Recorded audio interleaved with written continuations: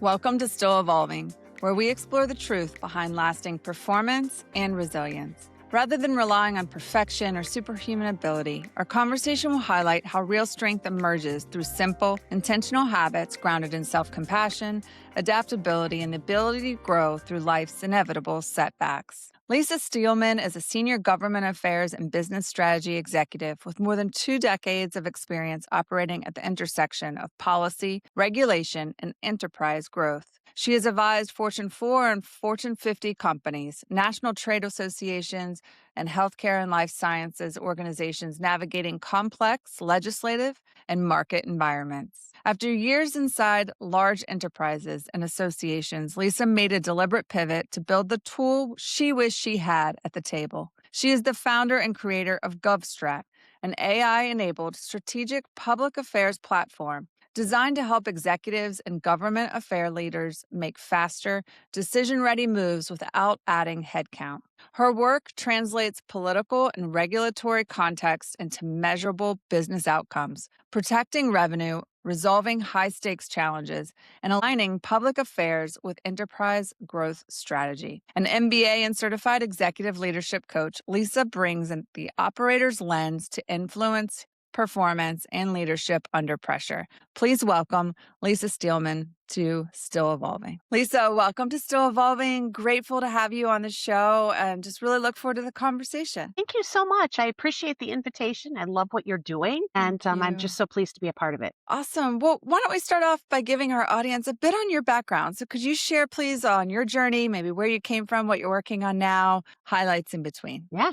So I've had a very multi-hyphenated career. I started off in state government and worked in the legislative arena in state government.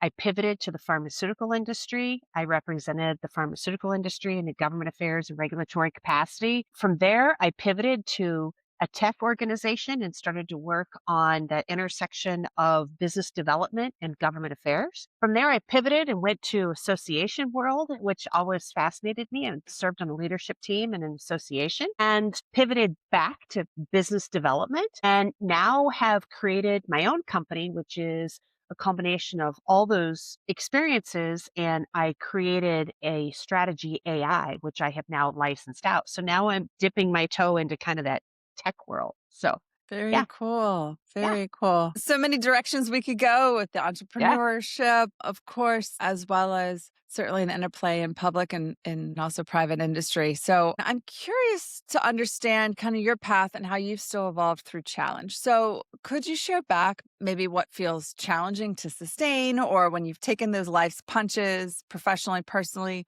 what has helped you continue to evolve and grow? I had adults who really took me under their wing. They saw past the current circumstances of my life and saw the intellectual capabilities that I had and the critical thinking skills that I possessed. And they mentored me. And I learned early on the importance of mentoring and coaching. As I moved through college and into my first career at a global pharmaceutical company, I was introduced to professional coaching. And it fascinated me enough to the point that I eventually became an executive coach and certified in coaching. But it really impressed upon me that all the senior leaders in that organization, one, they were phenomenal leaders, but also they all made time for professional coaching.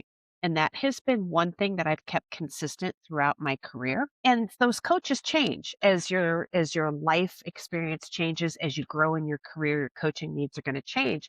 But you always need that independent third party who's not emotionally attached to the decisions that you're making Mhm. to bounce ideas off with and to give you leadership guidance rather than just acting on your emotions. And I Mhm. feel like that has been a critical part in all of the pivots that I've made and the seemingly disjointed career moves that I've made. There's Mhm. always been a conversation behind it of, I really want to explore more. So, Mhm. for instance, when I was in government affairs, I did government affairs at a global pharmaceutical company for 11 years. I loved it. But as I started to grow in that role, I began to understand the business side more and contracting more. So my next leap was to business development. That might seem odd. It's certainly not on the straight career path for that Mhm. field, But just taking that leap opened up an entire universe of opportunities, consulting, and it was terrifying to do. I mean, I Mm. left a cushy corporate job to go try something new, and I wasn't sure how good I was going to be at it. But it was because my career coach guided me to believe in myself and to take the tools and the understanding that I was learning in these stretch assignments in the role that I was in and try to launch into something new because I could always go back to what I was doing before if I didn't succeed at it or I didn't like it. But Yeah. I would never be able to open that door again in the same way had I not taken that leap. And certainly I can imagine that leap only then further prepared you Yeah, for where you are now.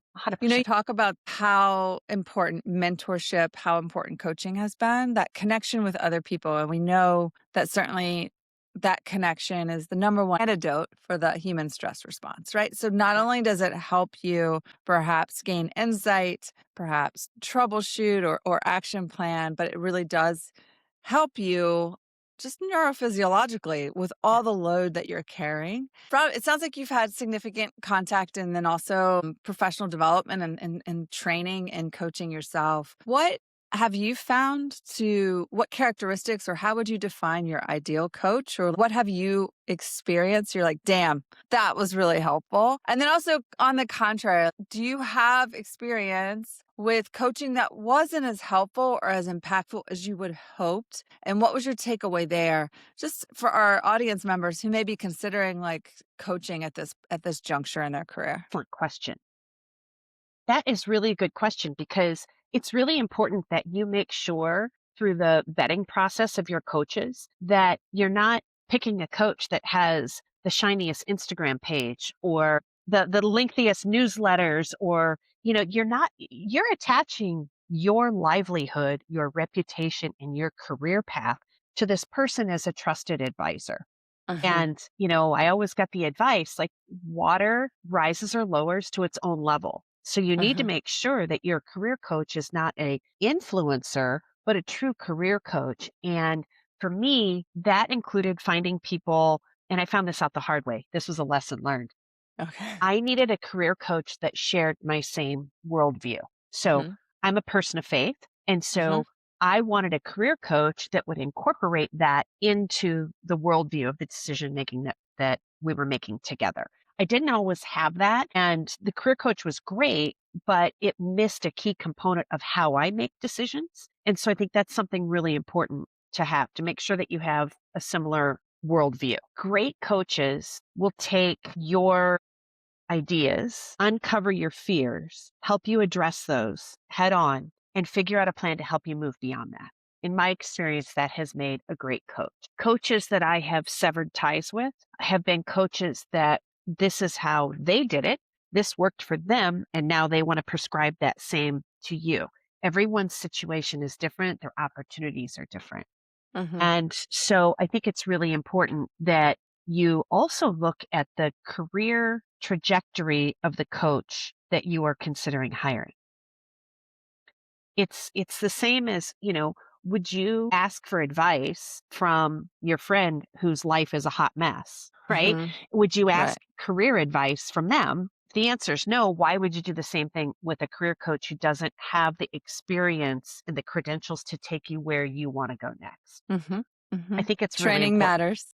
It matters. Training matters. I was just talking with a colleague earlier this morning, actually, and this was more in the sport performance domain and the evolution that we've seen with the coaches. Now, the old school coaches, if you will, if you go back 30, 40, 50 years, coaches came from education and they were teachers.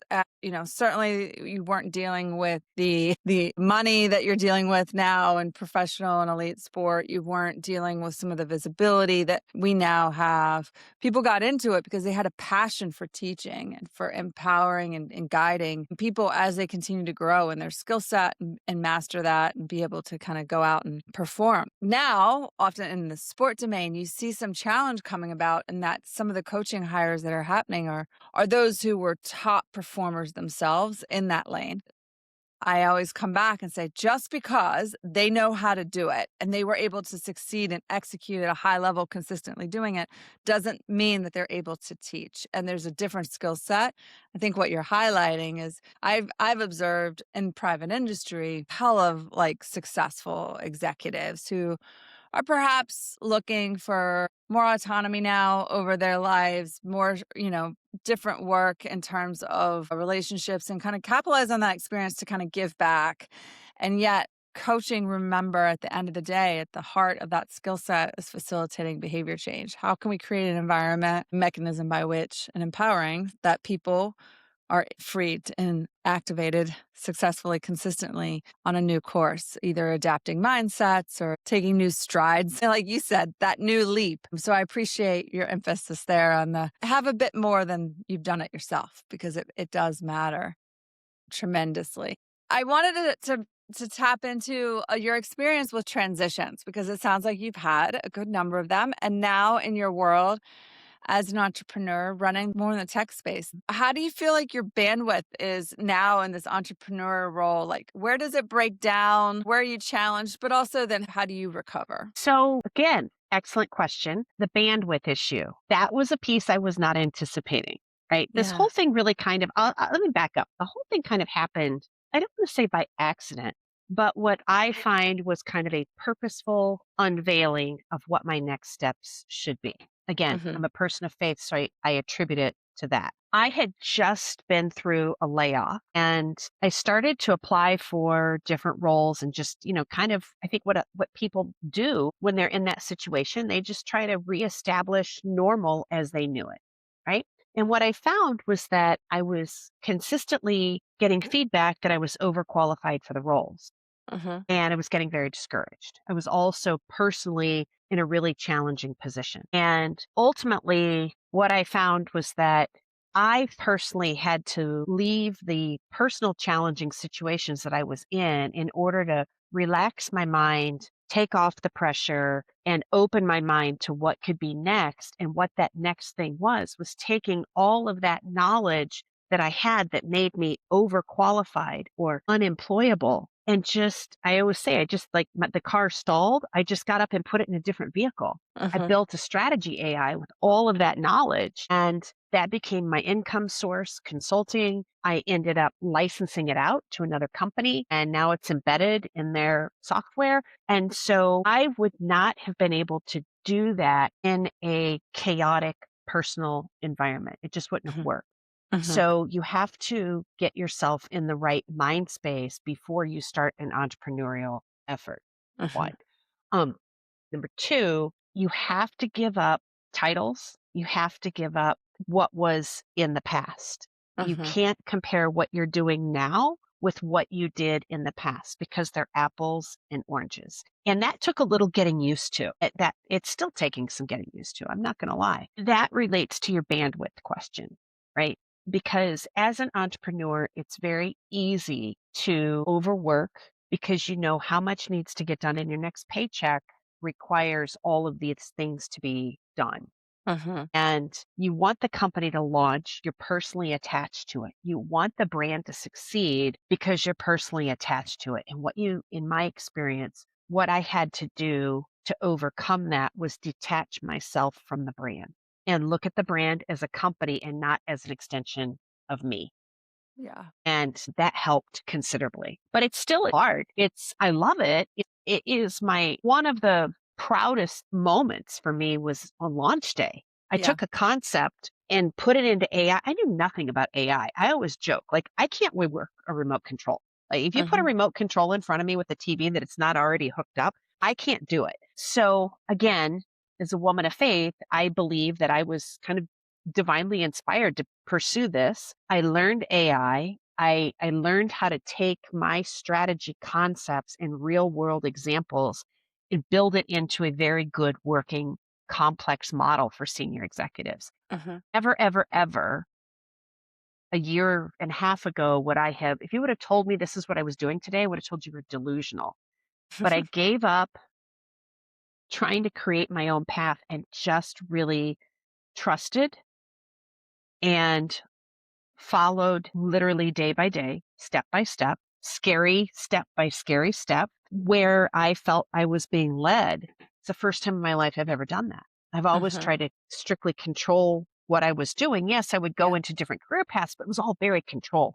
This is the first time it has not been, it was a purposeful move, but not a controlled process. And I'm learning so much through it. I'm in the messy middle right now. Mhm. So Mhm. I'm in that phase where you wake up every day and you're making that choice. Am I going to panic and overwork and be in that sort of mindset that's restrictive? Or am I going to take a deep breath, trust, look at how far I've come, look at what's carried me through, and rely on that and continue on in the day? And that I'm still at the point in that messy middle where that is still a muscle that I am practicing. Mhm, mhm. So what you're describing is there's so much noise, right? Like there's noise externally when Yeah. we're putting things, a project, a company together, and then you also have the intersection of the internal noise. And I hear how easy it feels distracted to all that needs to happen or what then our minds like to play the game of like, well, what happens if it doesn't happen? Right. And go down the doomsday tunnel. Right. And I hear like the conscious choice of refocusing onto what matters most today, because that's, right now is all we have. And that is informed by all of your journey up to this point, not just starting the company, but all of the journey up to this point, and reinforcing and supporting yourself with celebrating the successes you've had. Because while, I talk to a lot of people around, most of us are not going to be unicorns. Most of us are not going to be on the gold medal stand, right? And one of the sports I loved working with when I was in sport was swimming. And it's because most of those swimmers aren't going to be winners on the podium, right? But many of them will talk about the success they have because it was the constant evolution of like how they can better and show up for themselves, how they're looking for their own PRs, right? So I appreciate the realness that it is messy in the Yeah. middle. There's a lot of noise. And I Yeah. hear you're really deliberately trying to kind of ground yourself, whether that's in the connection with those who support you, the connection with a higher power, and also kind of coming back to the process, the steps that really help you each day move the needle just a little bit in that. And it is a purposeful connection. I start off every day, 45 minutes to an hour Mhm. with meditation, reading. For me, it's reading scripture very purposefully, not just like picking up and just randomly opening the pages, but very purposefully. And it never ceases to amaze me what I learn or glean or what is pertinent to what I am facing or questioning. Mhm. It truly has been my roadmap. And Yeah. so that hour I have learned, and that's new for me.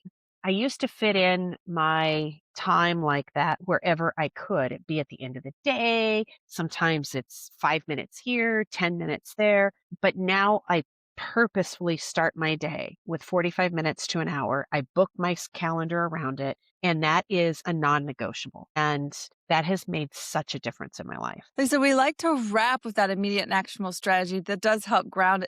Is there another one that you'd like to share? Certainly the grounding. And I talk a good bit about this with our audience around when you look at those foundations of performance. Jim Lehrer, back in probably over 20 years ago, wrote an article in HBR talking about the corporate athlete with the foundation as a physical, mental, emotional. And the top of the pyramid, he highlighted the spiritual rituals, the connection, and how critical that was to help afford us meaning, a sense of purpose, and also just the ability to kind of ground ourselves to the weather of the world, right? Like Right, that right. all that's That's a great way happening. to put it. Yeah. But for you, is there any other, like I said, tool, tip, strategy, something that you also have used in addition to the mindfulness, the grounding, the scripture reading in the morning that helps you show up in your moments that matter? Yeah. This might sound a little crazy. Not sure I should be putting it out there on a podcast. We're real here. Yeah. I leave myself post-it notes at my place of weakness. So what do I mean by that? When things are feeling chaotic, I try to nest, right? I organize a cabinet. I will go to organize something. You try to find order in the middle of chaos. So the places where I'm most likely to do that is my kitchen because I love to cook. I make great bread, by the way. Awesome. But I leave post-it notes inside my cabinet reminding me that superficial order does not calm chaos. I literally have that written in the inside of my pantry so that if I find the need to open, what happens is right? You get frustrated or you're feeling chaotic and you start to inevitably you end up in the kitchen at some point, and then I'll open up the pantry and I'll see it's a mess. Actually, it's not a mess, but I'll think it's a quote unquote mess and I'll start to organize. So it's like, okay, wait, what are we really doing? We're trying to find order where Uh-huh. we feel chaotic. And so I leave myself post-it notes. I have a post-it note literally inside my lamp so that the last thing that I see when I turn off the light is a positive affirmation with whatever I'm struggling with that day. Could be something that somebody said to me, and I keep that on a post-it note for a while until I feel it's no longer pertinent. When I start to not read it anymore and just move past it, I know it's time to switch it. I Gotcha. have them on my bathroom mirror.